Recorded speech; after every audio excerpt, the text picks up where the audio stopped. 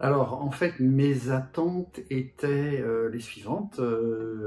J'avais suivi déjà une formation il y a quelques années sur les CEPOM. Et le département de la Loire-Atlantique, j'ai ma structure, n'était pas prêt. Il va y avoir un appel à projet qui va être mis en place dans les mois qui viennent. Et je voulais voir effectivement les modifications qu'il y avait eu par rapport à 2-3 ans en arrière, de façon à comprendre vraiment les nouveaux mécanismes et pouvoir être en mesure de négocier avec le conseil départemental.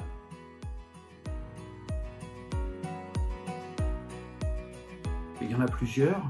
Le premier, c'est d'avoir effectivement des dotations supplémentaires qui vont servir à différentes choses au sein de la structure, notamment améliorer les conditions de qualité de vie au travail pour les salariés, pouvoir nous donner un petit peu de souplesse aussi au niveau de certains investissements. Une reconnaissance et un partenariat privilégié avec le conseil départemental qui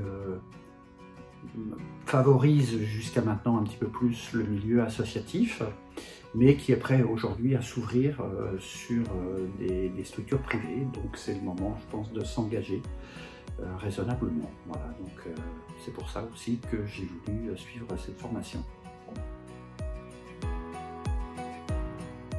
Tout à fait, parce qu'elle est très bien faite.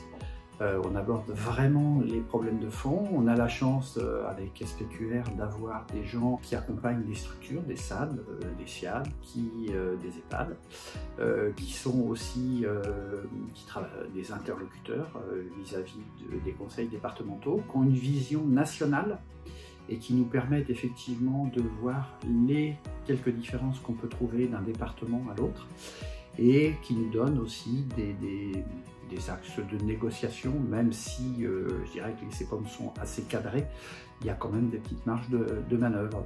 Donc effectivement, oui, si on veut signer un CEPOM, je pense qu'il ne faut pas s'aventurer tout seul, et que cette formation est vraiment bénéfique. Je la recommande à tous ceux qui veulent s'engager dans cette voie-là, qui de toute façon qui sera inévitable dans les années à venir.